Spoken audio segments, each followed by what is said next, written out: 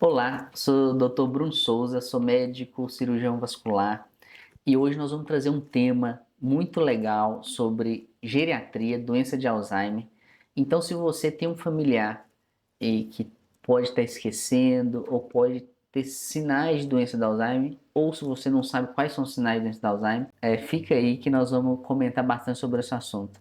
Hoje nós trouxemos aqui o Dr. Pedro Antônio e para falar sobre o assunto. Se apresenta um pouquinho para a gente, Dr. Pedro. Bom dia, Bruno, tudo bem? Bom, meu nome é Pedro Antônio, eu tenho formação em clínica médica, sou pós-graduado em geriatria, com fellow em cardiogeriatria. Atualmente eu sou doutorando da USP e do Instituto Dante Pazanese e também professor universitário. Perfeito. Pedro, e conta um pouquinho da sua história para a gente, o que te motivou a fazer esse segmento de formação? O que te motivou a buscar o Alzheimer? O que te levou a isso? Conta um pouquinho para a gente, deixa eu conhecer um pouco melhor para quem está assistindo. Bom, desde que eu fazia residência de clínica médica, eu sempre gostei de atender idosos, sempre gostei de conversar com eles, então é um público que eu sempre me interessei. Certo, legal. E é interessante a gente observar que a gente nasce, né, cresce e envelhece. Então, o processo de envelhecimento ele é natural, certo? Exatamente. Existe alguma preocupação assim no processo de envelhecimento? Como é que funciona? Como é que a gente entende que o organismo está envelhecendo? O que acontece nesse processo de Bom, envelhecimento? existe o processo de senescência, né, que faz parte do envelhecimento natural, fisiológico de qualquer pessoa. Esse processo gera algumas alterações corporais, né, como diminuição da água corporal, aumento da gordura corporal, perda da musculatura, rigidez vascular, diminuição da taxa de filtração dos rins.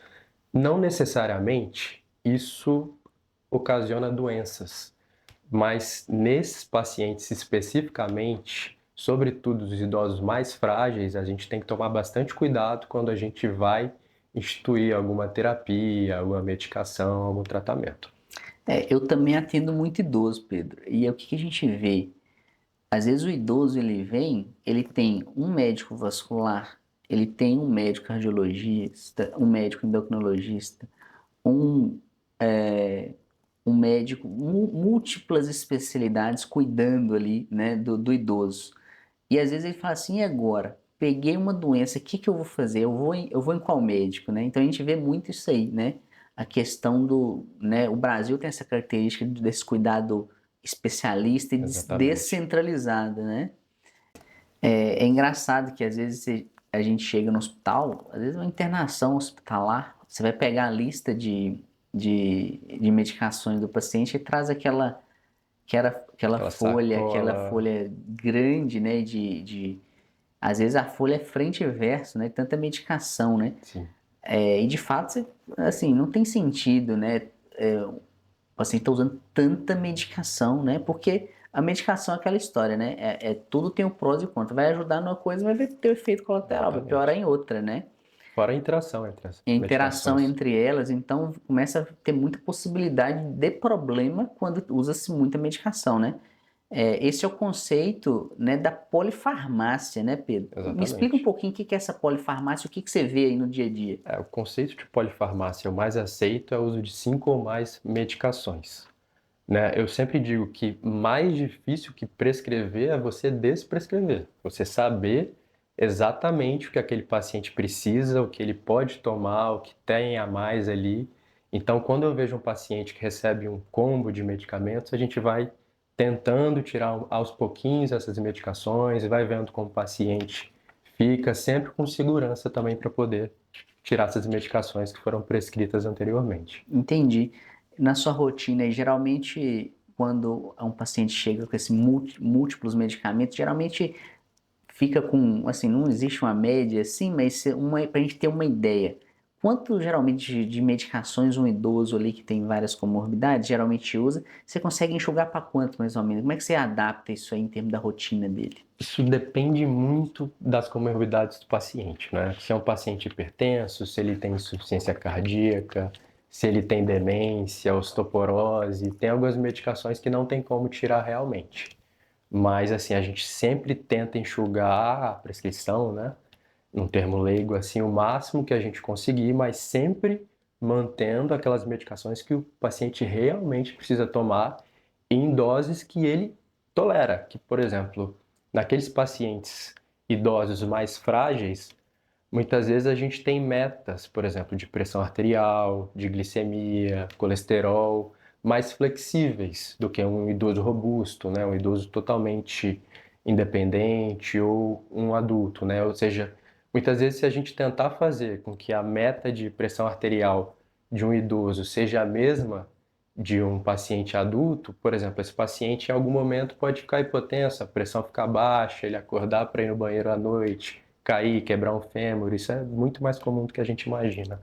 Às vezes a gente vê de fato, começa aquele tanto de medicação, e daí às vezes, teve uma queda. E às vezes o que estava tratando, que gerou a queda, era mais tranquilo do que a complicação que é a queda, que quebra um fêmur, Exatamente, né? Às vezes a exatamente. complicação é maior da queda do que a doença original, E né? Como é assim, importante isso aí, e né? é inadmissível que essa queda seja provocada por um uso absurdo de medicamentos, né? Porque aí a gente está fazendo mal para o nosso paciente, né? Claro, sem dúvida.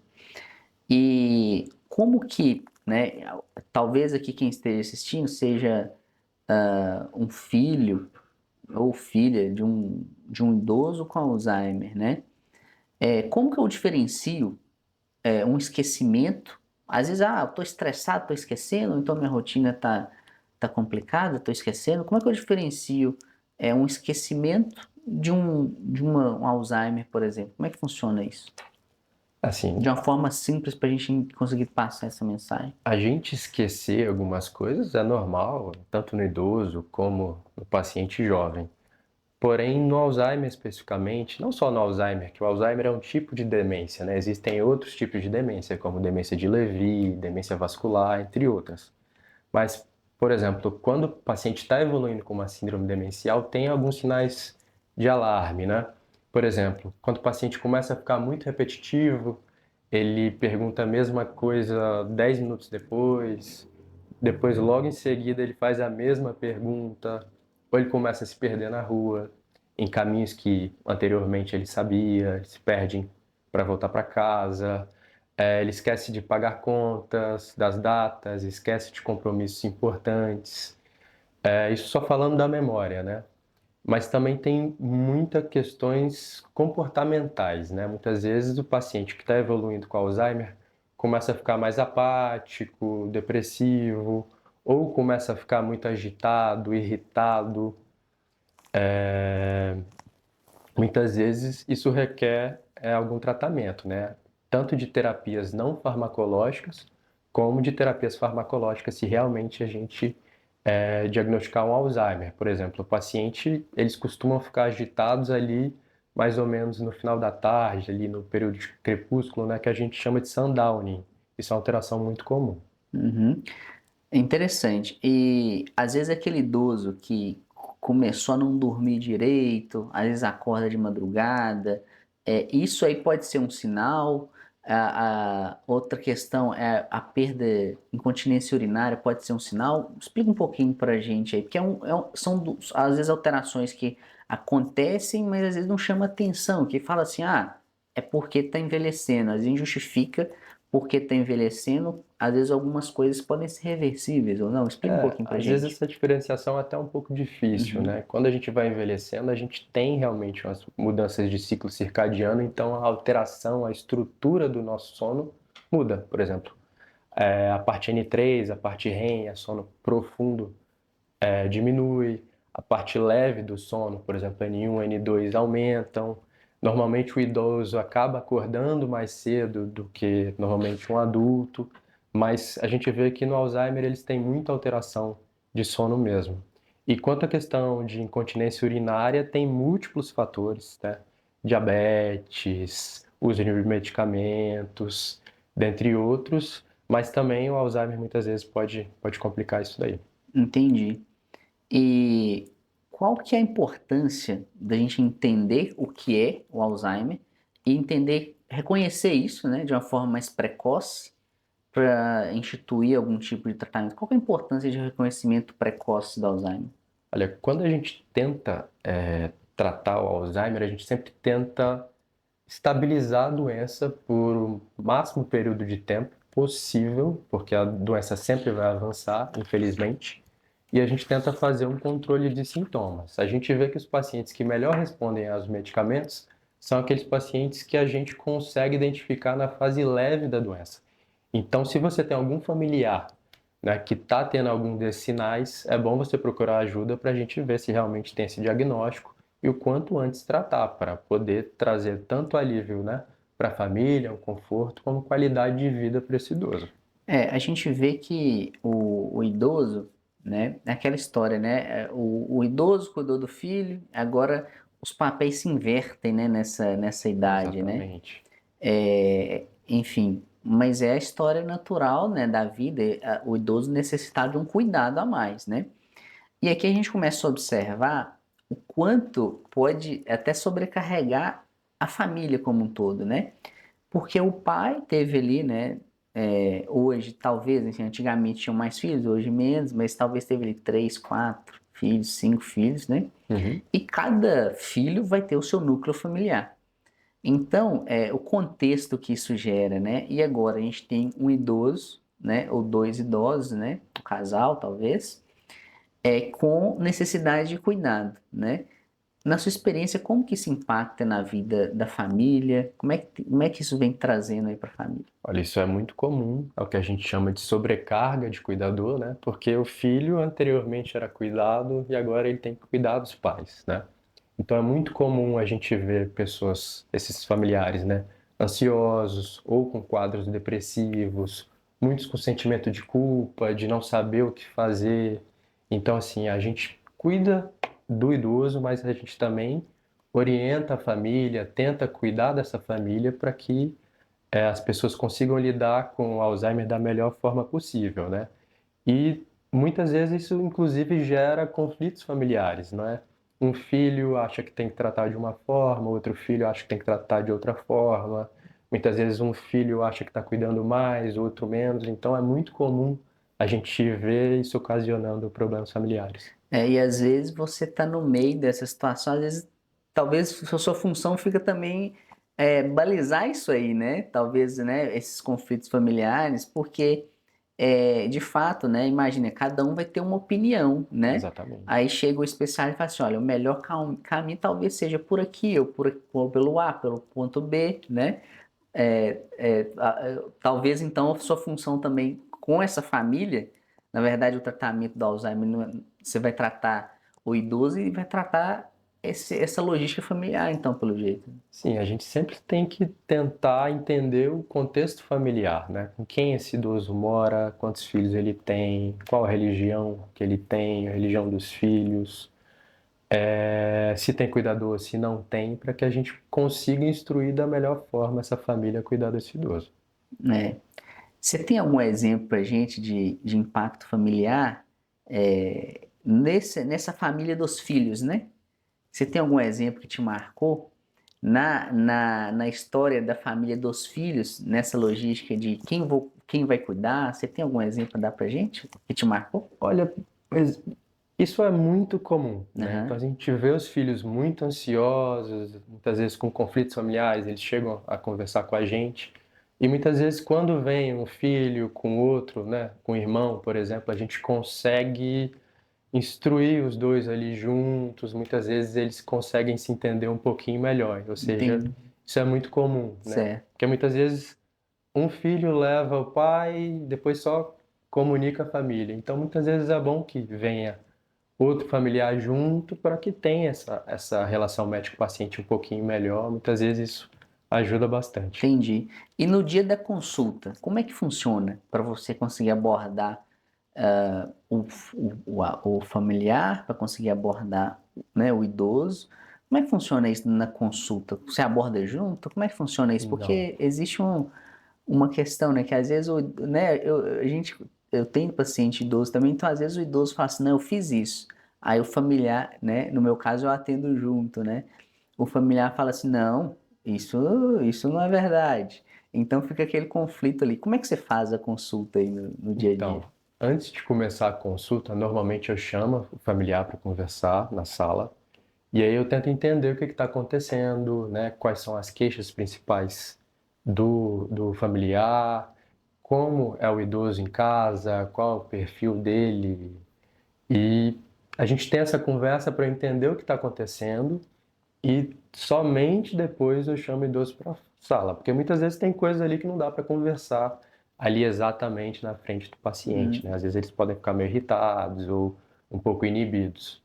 entendi. Então é como se fosse uma consulta em dois tempos, né? Você fala Exatamente. com o familiar e depois você fala com o idoso, é É, isso? às vezes até em três tempos, né? Você Entre. fala com o familiar, depois você fala com o idoso e depois você fala com o familiar de nouma. Então, Entendi. assim, é uma consulta longa de É, a geriatria. complexidade é grande, né? Principalmente a primeira consulta, assim, muitas vezes demora mais de uma hora e meia. Isso é o tempo necessário para uma consulta, né, de geriatria bem feita, né? Principalmente para fazer a AGA, que a gente chama, né, avaliação global. Certo. É, para se tiver algum familiar escutando essa conversa que a gente está tendo, que eu acho de extremamente produtividade, é muito interessante, né? É o que que o familiar pode chegar, né, dessa conversa que a gente está tendo e entender, falar assim, ó, eu entendi que talvez eu tenha, o meu pai pode ter Alzheimer, o que que ele pode identificar que ele pode tomar uma atitude em cima disso? Bom, assim, a questão da demência, infelizmente, é muito prevalente no nosso meio, né? As pessoas com mais de 85 anos de idade, mais de 25% têm algum quadro de demência. As pessoas com 90 anos de idade, quase 40% têm.